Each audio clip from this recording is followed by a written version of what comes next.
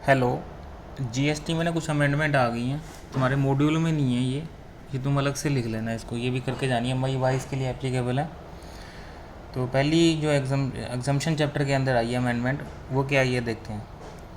यहाँ पे इन्होंने एंट्री नंबर 72 है जो सीरियल नंबर, वहाँ पे चेंज कर लेना आप। Service provided to central government, state government, union territory administration under any training programme for which 75% और more of total expenditure is borne by central government, state government.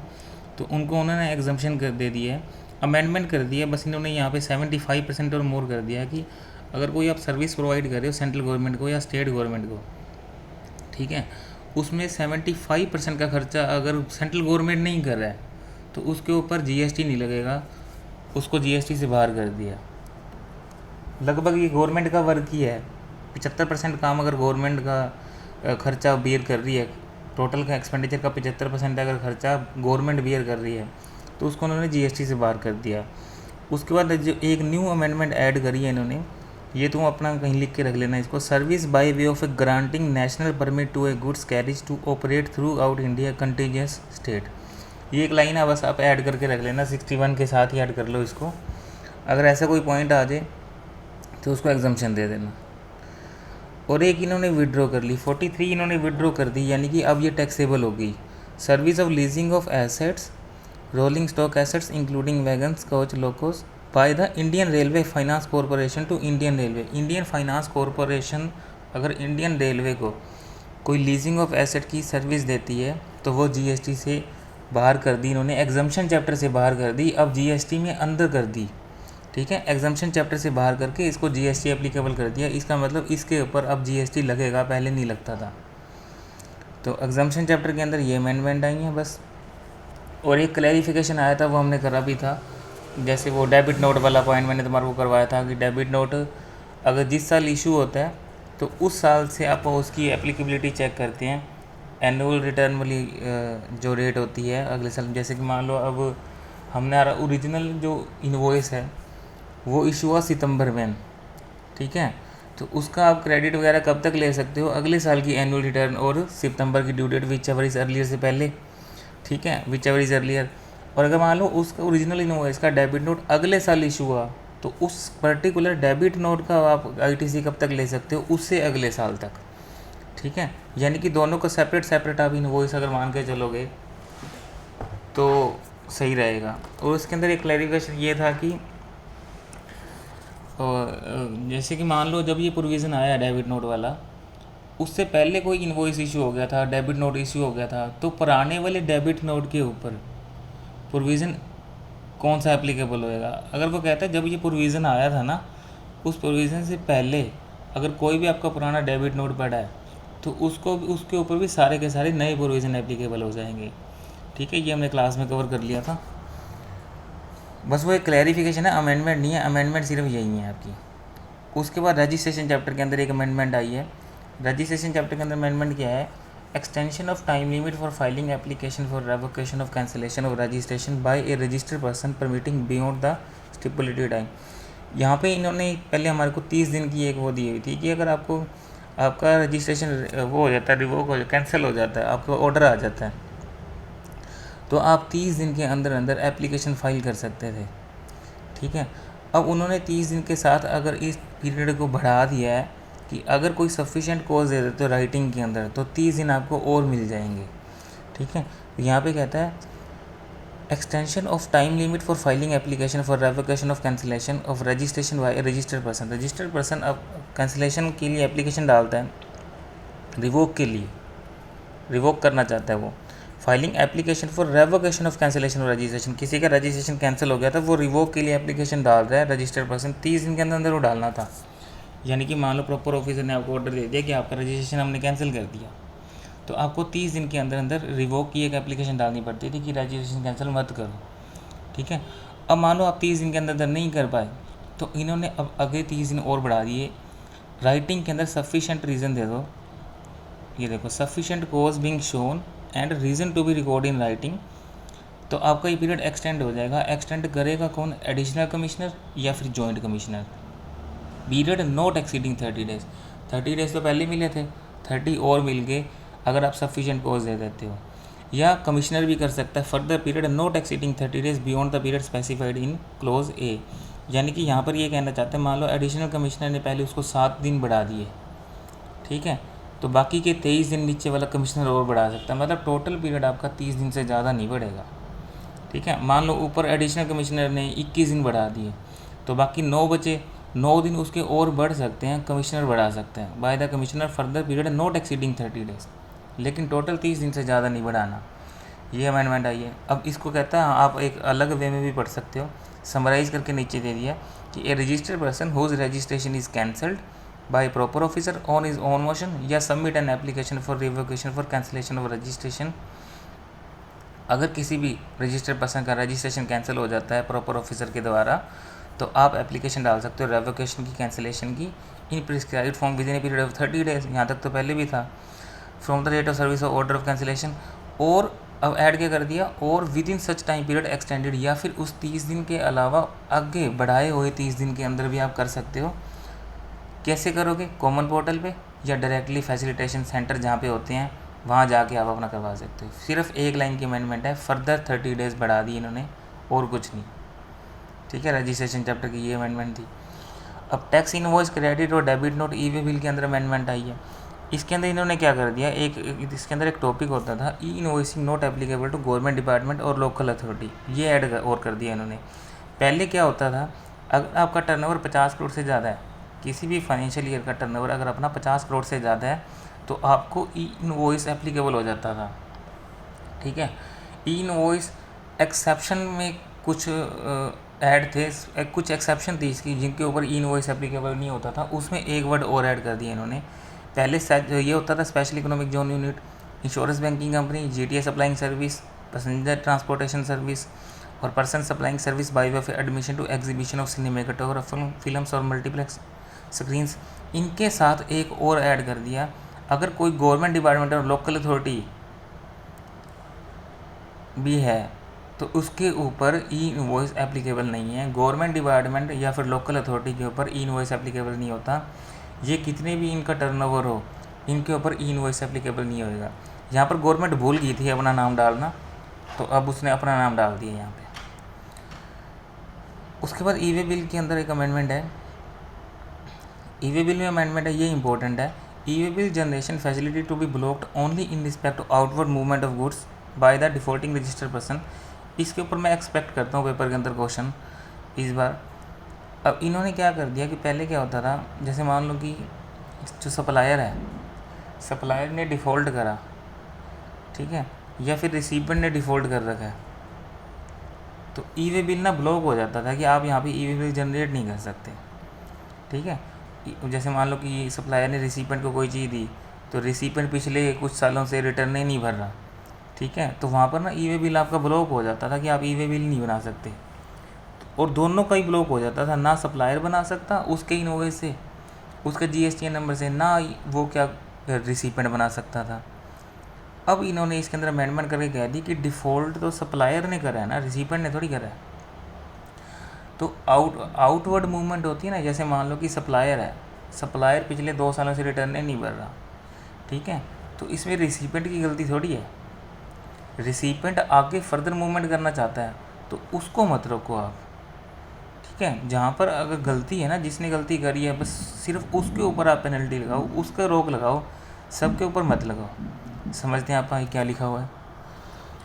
Serious rules contain provision contain two blocking of e way bill generation facility, disabling the generation of e way bill, ठीक है। यानी कि हम जो topic पढ़ रहे हैं क्या है, disabling the generation of e way bill. E way bill नहीं बनता कब, अर्लियर क्या था, user was not able to generate E way bill for the GSTN if said GSTN was not eligible for E way bill generation. ये कहता है आपका जो ई वे बिल था वो आप जनरेट नहीं कर सकते थे अगर आपका ई वे बिल ब्लॉक हो जाता था किसी भी कारण से। Blocked tax payer could not be use to generate E way bill, neither है सप्लायर, ना तो सप्लायर बना पाता था उस केस में, ना ही रिसीवेंट बना पाता था, ठीक है। जब पहले क्या होता था, पहले GST में अगर आपका ई वे बिल ब्लॉक हो जाता था ना किसी ट्रांजेक्शन में, तो ना तो सप्लायर ई वे बिल बना पाता था, ना रिसीवेंट बिल बना पाता था, कंसाइनर कंसाइनी दोनों ही नहीं बना पाते थे। अब इस रूल को इमेंडेड कर दिया, रिलैक्सेशन दे दी कुछ रिस्ट्रिक्शन के। Blocking of GSTN for E way bill generation would only be applicable for defaulting supplier GSTIN, not for the defaulting recipient या ट्रांसपोर्टर। अब उनके ऊपर अमेंडमेंट करके हटा दी रिस्ट्रिक्शन कि जो सप्लायर है ना उसको रोको, रिसिपेंट को मत रोको। Suspended GSTIN can not generate e bill supplier. Suspended GSTIN जिसका GSTIN सस्पेंड हो जाए वो ई बिल नहीं बना सकता। However suspended GSTIN can get the e bill generated as recipient और ट्रांसपोर्टर। ठीक है, in the other word, last line में हम इसको चेंज कर कैसे पढ़ सकते हैं, ऊपर पूरी बात सारी अदर वर्ड में देखना, सिंपल लैंग्वेज में लिख दीजिए कि E way bill generation facility is blocked only in respect of any outward movement of goods of the registered person who is not eligible for E way bill. E way bill can be generated in respect of inward supply of said registered person. आपको सिर्फ ये line याद करनी है, paper के अंदर ये line लिखा होगा, पूरे नंबर मिल जाएंगे कि जो ई वे बिल है फैसिलिटी वो ब्लॉक्ड हुई है सिर्फ सप्लायर की, यानी कि सप्लायर क्या कौन होता है, जो आउटवर्ड मूवमेंट करता है। सप्लायर सप्लाई करता है ना, सप्लायर की दुकान से सामान जाता है, आउटवर्ड मूवमेंट होती है, तो आउटवर्ड मूवमेंट को ब्लॉक करो। ठीक है, आउटवर्ड मूवमेंट जो करता है, who is not eligible for E way bill generation, जो एलिजिबल नहीं था। E way bill can be generated in the respect of inward supply, जो इनवर्ड सप्लाई करता है ना उसका ब्लॉक मत करो।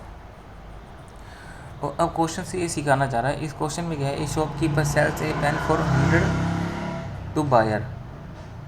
After the sale pen belong to the buyer and shopkeeper does not have any right on the pen. This is a transaction of sale. Mister A registered person paying tax under regular scheme in Delhi but has not filed from GSTR 1 for last 2 month. वो पिछले 2 महीनों से GST की return ही नहीं भर रहा। Mister B Haryana, वो regular return filer है, wants to generate the E way bill for the good supply to mister A. As per the earlier position mister B would not have able to generate E way bill. अगर earlier provision के हिसाब से देखें तो default ए ने करा था तो बी भी नहीं बना पाता था GSTIN, लेकिन अब क्या कर दिया, अमेंडमेंट आ गई। अब अमेंडमेंट ये आ गई, as per the earlier provision mister B would not be able to generate E way bill with the A GSTIN। In the terms of amended provision, there will be no restriction in the generating e-way bill, as Mr. B, who is making outward movement of the goods, is a regular return filer. Mr. A wants to generate e-way bill in respect of outward supply of goods to Mr. H. अब मान लो mister A है, वो H को भेजना चाहता है, ठीक है, तो ई-वे बिल, अब ए ने डिफ़ॉल्ट करा है ना, ए ने तो डिफ़ॉल्ट करा हुआ है। ए जब भी आउटवर्ड मूवमेंट करेगा ना वहाँ पे ई-वे बिल नहीं बन पाएगा। अब देखो ए ने क्या करा, mister A wants to generate E way bill in respect of outward supply of goods to mister H. E way bill generation is blocked in this case, it's outward movement of goods to mister A who has not filed GSTR 1 for past 2 month. Mister A जब भी अब outward movement करेगा ना ई way bill नहीं बना पाएगा, क्योंकि mister A ऐसा रजिस्टर्ड पर्सन है जिसने पिछले 2 महीने से GSTR 1 ही नहीं भरी, डिफ़ॉल्ट कर दिया, इसका ई वे बिल ब्लॉक कर दिया। अब जो इसके रिसिपेंट होंगे ना वो कर सकते हैं ई वे बिल। तो ये अमेंडमेंट थी, पेपर के अंदर एक्सपेक्टेशन है इससे। अगली जो अमेंडमेंट है वो है रिटर्न चैप्टर के अंदर से, इसमें भी एक MCQ आपको पक्का मिलेगा क्योंकि न्यू अमेंडमेंट है। अब देखो इसके अंदर इन्होंने क्या कर दिया, इन्होंने ना 3 वो डाल दी फीसें, लेट फीस। अगर आपका GSTR 1 और GSTR 3 भी है, अगर आपकी GSTR 1 या GSTR 3B के अंदर आपने डिले कर दी, आप भर नहीं पाए रिटर्न टाइम से, तो इन्होंने जून 21 ऑनवर्ड्स के, ये एक तो आपको ध्यान रखना है, ये डेट याद रखनी है आपको, ये जो डेट है वो जून 21 के बाद के ऊपर एप्लीकेबल हुआ। ठीक है, पेपर के अंदर अगर मान लो मई का दे दिया, अप्रैल का दे दिया, तो उसके ऊपर एप्लीकेबल नहीं है। ये जून के बाद अगर कोई बंदा रजिस्टर्ड पर्सन GSTR 1 और GSTR 3B में डिफ़ॉल्ट करता है और उसकी रिटर्न अगर नील है, रजिस्टर्ड पर्सन हो है वह नील आउटवर्ड सप्लाई, ठीक है, GSTR 3B उसने नील की रिटर्न भरनी थी और नील की रिटर्न भी उसने लेट भरी है, तो उसके ऊपर आप सिर्फ 500 रुपये की पेनल्टी लगाओ, जिसमें 250 रुपये CGST, 250 रुपये SGST है। ठीक है, अगर registered person other than above, यानी कि उसकी नील रिटर्न नहीं है, चाहे 1 रुपये भी अमाउंट है, 100 रुपये अमाउंट है, 1000 रुपये अमाउंट है, अमाउंट वाली रिटर्न है और वो रिटर्न उसने भरी नहीं टाइम से, अगर वो अमाउंट 1.5 करोड़ तक है ठीक है। अगर वो अमाउंट 1.5 करोड़ तक है तो 2,000 रुपये फ़ीस लगाओ इसके ऊपर, 1000 CGST, 1000 SGST। और अगर अमाउंट 1.5 करोड़ से ज़्यादा है, ठीक है, 5 करोड़ से कम, 1.5 करोड़ से ज़्यादा, तो क्या करता है, 2500 रुपये CGST, 2500 रुपये SGST, 5000 रुपये फ़ीस लगाओ। ठीक है। ध्यान रखना, GST 1, GST 3B, नील रिटर्न 500 रुपये, 1.5 करोड़ तक 2000 रुपये, 1.5 करोड़ से ज़्यादा 5000 रुपये। ये 3 अमाउंट याद रखने हैं आपको, 500, 2000, 5000।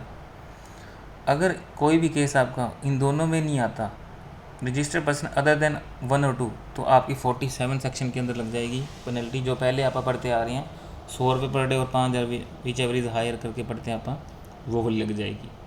लेकिन उनसे नीचे वालों के लिए इन्होंने क्या कर दिया, नील रिटर्न वालों के लिए 500 की फ़ीस ले आए और 1.5 करोड़ तक के लिए 2000, 1.5 करोड़ से ज़्यादा के लिए 5000 फ़ीस ले आए। अब कहता कॉम्पो डीलर वालों के ऊपर क्या है, कॉम्पो डीलर के ऊपर इन्होंने 500, 2000 की फ़ीस रखी है। अगर नील रिटर्न है तो 500 रुपये फ़ीस है, अगर नील रिटर्न नहीं है तो 2000 रुपये फ़ीस है। 500 में 250, 2000 में 1000। ठीक है, ये याद रखना। 2 अमेंडमेंट है, GST 1, 3B और GST 4 फॉर्म के अंदर आपकी पहली अमेंडमेंट ये आई थी। और दूसरी अमेंडमेंट इन्होंने करी है यहाँ पर, mandatory requirement of submitting reconciliation statement audited bye specified professional. अब इन्होंने क्या कर दिया, इसके अंदर थोड़ा सा सब्स्टिट्यूट कर दिया सेक्शन 44 को। पहले क्या होता था, चार्टर्ड अकाउंटेंट से ना आपको जब आपको एनुअल रिटर्न भरवानी पड़ती है, याद है आपको ना, एक एनुअल रिटर्न भरवानी पड़ती है हर साल। एनुअल रिटर्न के साथ ना आपकी एक रिकन्सिलिएशन स्टेटमेंट जाती थी, 5 करोड़ से ऊपर अगर आपका टर्नओवर होता ना, तो एक आपकी ना रिकन्सिलिएशन स्टेटमेंट जाती थी यहाँ पे। और वो रिकन्सिलिएशन स्टेटमेंट पहले आपको चार्टर्ड अकाउंटेंट से साइन करवानी ज़रूरी होती थी। ठीक है, चार्टर्ड अकाउंटेंट या कॉस्ट अकाउंटेंट, इनसे ना साइन करवाने ज़रूरी होते थे। अब उन्होंने ना उनको हटा के सेल्फ डिक्लेरेशन बेसिस कर दिया कि वो जो रिकन्सिलिएशन स्टेटमेंट है ना, वो सेल्फ सर्टिफाइड रिकन्सिलिएशन स्टेटमेंट चल जाएगी। बस सिर्फ ये एक वर्ड की अमेंडमेंट है इसके अंदर, और ये सारा पुराना लिखा हुआ है बस।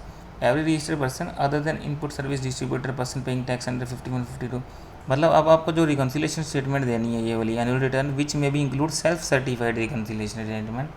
यहाँ पे पहले reconciliation statement certified by chartered accountant होता था, बस उन्होंने अब उसको हटा के सेल्फ सर्टिफाइड रिकन्सिलिएशन स्टेटमेंट डाल दिया यहाँ पे वर्ड। और कोई अमेंडमेंट नहीं है इसके अंदर। ठीक है,